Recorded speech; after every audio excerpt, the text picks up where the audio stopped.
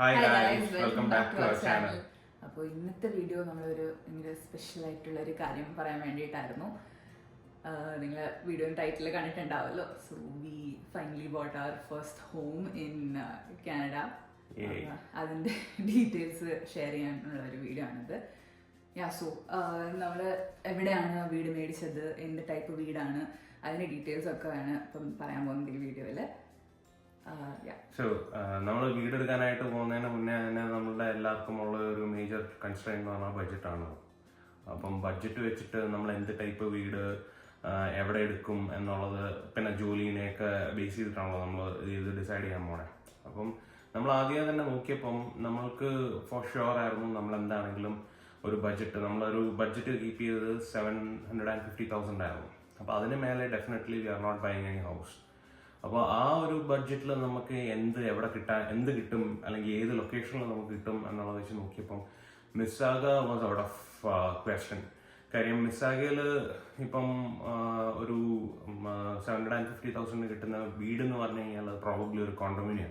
അപ്പോൾ ഇവിടെ വീടിൻ്റെ ഒരു ഇത് പറഞ്ഞു കഴിഞ്ഞാൽ കോണ്ടോമിനിയം ടൈപ്സ് പറഞ്ഞു കഴിഞ്ഞാൽ കോണ്ടോമിനിയം ടൗൺ ഹൗസസ് ഉണ്ട്, കോണ്ടോമിനിയം ഹൈ റൈസ് ബിൽഡിങ്ങുകളുണ്ട്, അതുപോലെ തന്നെ ടൗൺ ഹൗസ് എന്ന് പറഞ്ഞാൽ ഇങ്ങനെ റോ ഹൗസ്, നമ്മുടെ ലെഫ്റ്റിലും റൈറ്റിലും വീടുകളുള്ള വാള് ഷെയർ ചെയ്യുന്ന ടൈപ്പിലെ വീടുകളാണ് ഈ ടൗൺ ഹൗസസ്. അപ്പം ഇത് പിന്നെ independent detached house, semi detached house. അപ്പം നമുക്ക് എന്താണെങ്കിലും ഡിറ്റാച്ച്ഡ് ഹൗസിനുള്ള ബഡ്ജറ്റ് അൺഫോർച്ചുനേറ്റ്ലി നമുക്കില്ല. അപ്പം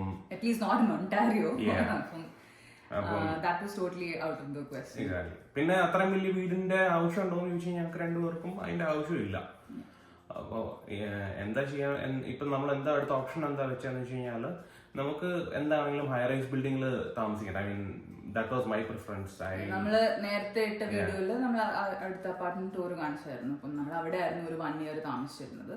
so we really didn't prefer that. അതെ. അപ്പം പിന്നെ ഉള്ള ഒരു ഓപ്ഷൻ എന്ന് പറഞ്ഞു കഴിഞ്ഞാൽ മിസ്സാഗ് വിട്ട് കഴിഞ്ഞാൽ പിന്നെ എന്തൊക്കെയാണ് ഓപ്ഷനുള്ളത്.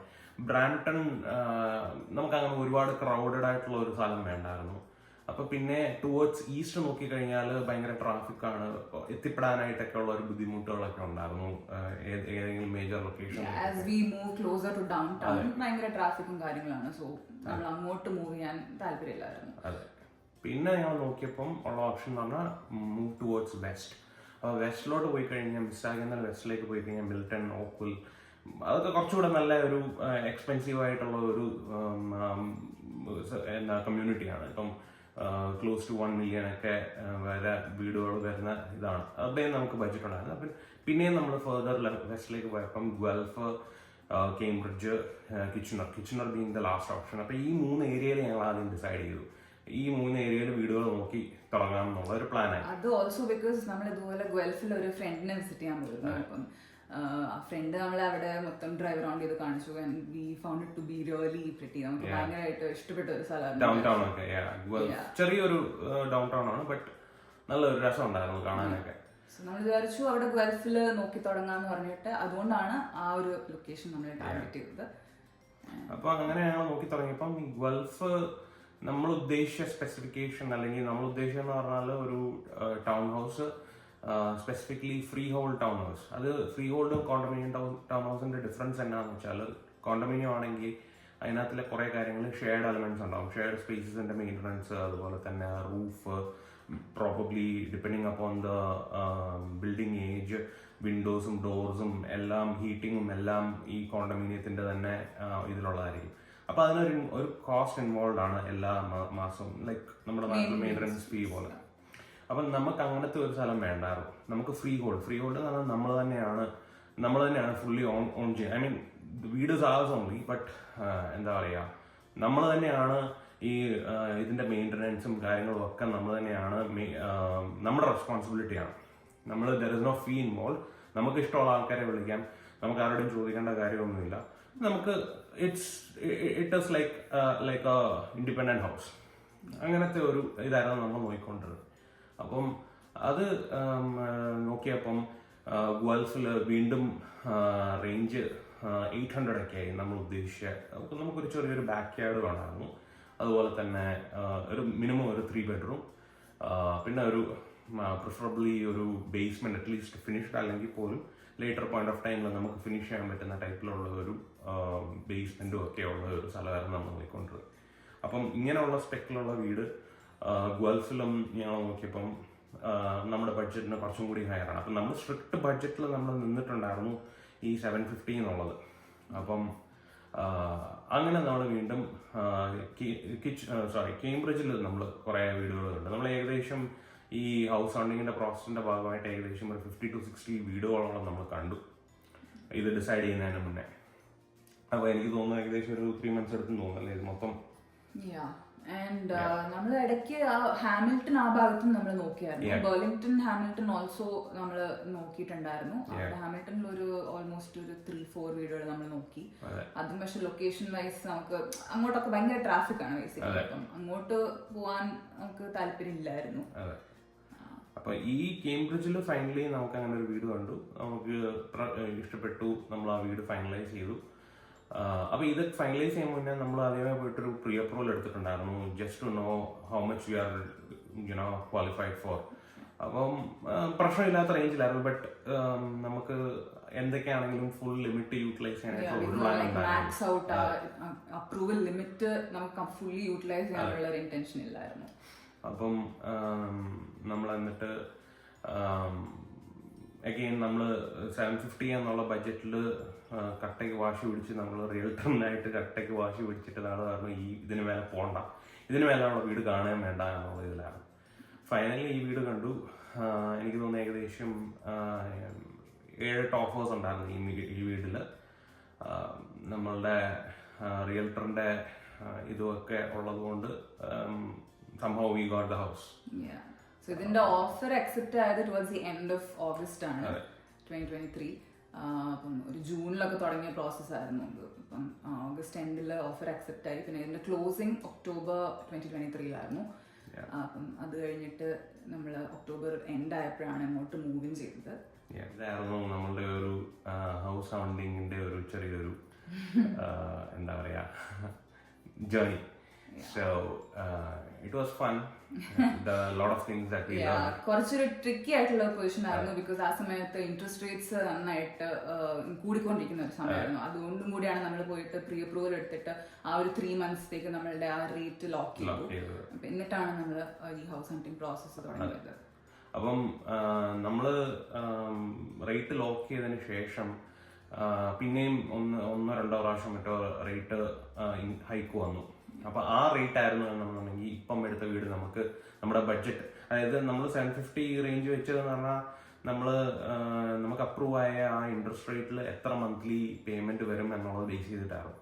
അപ്പം ആ ഒരു പേയ്മെന്റ് നമുക്ക് മന്ത്ലി ഇത്ര ഇതിന് മേലെ പോകാൻ പാടില്ല എന്നുള്ളത് വളരെ അഡമന്റ് ആയിരുന്നു. നമ്മള് ഒരു $50 പോലും കൂടണ്ട എന്നുള്ള ഒരു ഇതിലായിരുന്നു. അപ്പം നമ്മൾ പുതിയൊരു ഇൻട്രസ്റ്റ് റേറ്റിലായിരുന്നു എന്നുണ്ടെങ്കിൽ ഒരിക്കലും ഈ വീടും നമുക്കപ്പോൾ ആ സമയത്ത് നമുക്ക് അഫോർഡ് ചെയ്യാൻ പറ്റത്തില്ലായിരുന്നു. അപ്പം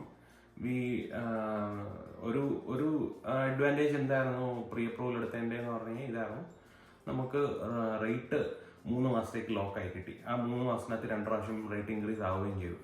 അപ്പം നമുക്ക് ആ വീട് വാങ്ങിച്ച സമയത്ത് ഏറ്റവും ബെസ്റ്റ് റേറ്റിലായിരുന്നു നമുക്കുണ്ടാകും.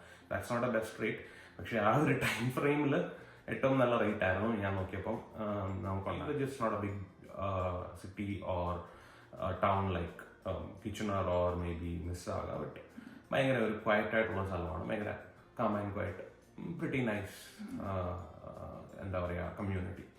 അപ്പം വേറൊരു ഇമ്പോർട്ടൻറ്റ് ഫാക്ടർ എന്താണെന്ന് പറഞ്ഞു കഴിഞ്ഞാൽ നമ്മൾ എടുക്കാൻ പോകുന്ന വീട് 15 yearsന് മേലെ പഴയത് ആവാനും പാടില്ല എന്നുള്ള ഒരു ഇതും കൂടി ഉണ്ടായിരുന്നു, ഒരു ക്രൈറ്റീരിയയും കൂടി ഉണ്ടായിരുന്നു.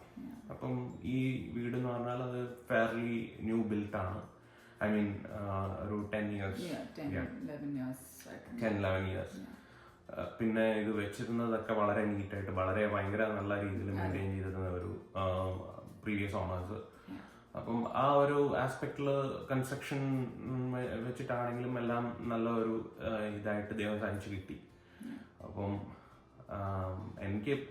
എൻ്റെ പോയിന്റ് എന്താ, എനിക്ക് മനസ്സിലായ പോയിന്റ് എന്താണെന്ന് വെച്ച് കഴിഞ്ഞാൽ നമ്മൾ ഒരു 50-60 വീട് കണ്ടതിൻ്റെ പേരിൽ കിട്ടിയ ഒരു സംഭവമായിട്ടാണ് എനിക്ക് തോന്നിയത്. ബിക്കോസ് ഈ സ്ട്രീറ്റിൻ്റെ ഇപ്പം നമ്മളിപ്പം വീട് വാങ്ങിയ സ്ട്രീറ്റിന്റെ ഈ ഒരു ഇതിനകത്തുള്ള കമ്മ്യൂണിറ്റിയിൽ നമ്മളൊരു 3-4 വീട് ഓൾറെഡി കണ്ടു, ഒരു 1/2 കിലോമീറ്റർ റേഡിയസിൽ. അതായത് ഈ സ്ട്രീറ്റിന്റെ ബാക്കിലും അല്ലെങ്കിൽ 2 സ്ട്രീറ്റ് അപ്പുറയൊക്കെ ആയിട്ട്.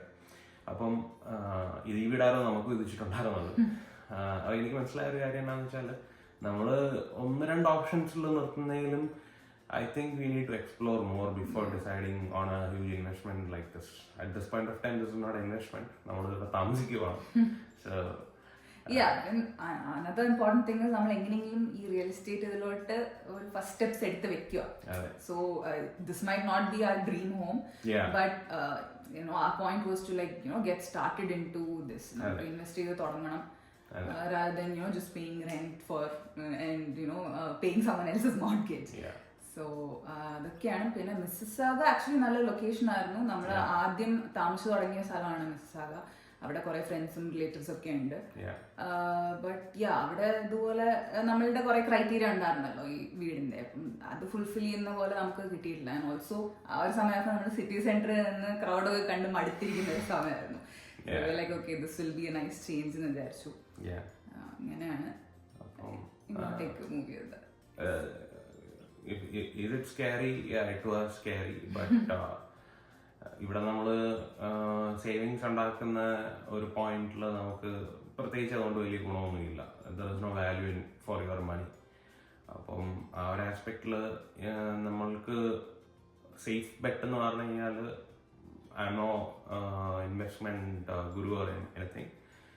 നമ്മൾക്ക് അറിയാവുന്ന എനിക്ക് നമ്മളുടെ ലിമിറ്റഡ് നോളജ് വെച്ചിട്ട് എനിക്ക് തോന്നിയൊരു കാര്യം, okay let's not save money and put it in a bank, we can probably invest in the house. അപ്പം ഒരു 5 years down the line, let's just say things are good, നമ്മളത് വിൽക്കുവാണ് എന്നുണ്ടെങ്കിൽ we might gain something at that point of time. ഇതൊക്കെ മനസ്സിൽ വെച്ചിട്ടാണ് നമ്മൾ free hold എന്നുള്ള ഒരു കോൺസെപ്റ്റിലേക്ക് പോയത് വീട്ടിൽ. And appreciation wise also detached houses semi detached കഴിഞ്ഞിട്ട് പിന്നെ ഫ്രീ ഹോൾഡ് ടൗൺ ഹൗസസ് ആണ് കുറച്ചുകൂടി ഒന്ന് അപ്രീഷിയേറ്റ് ചെയ്യുന്നത്. അപ്പം ഇതാണ് നമ്മളുടെ journey. Yes, that's about it. Yeah. And we'll see you all in the next video.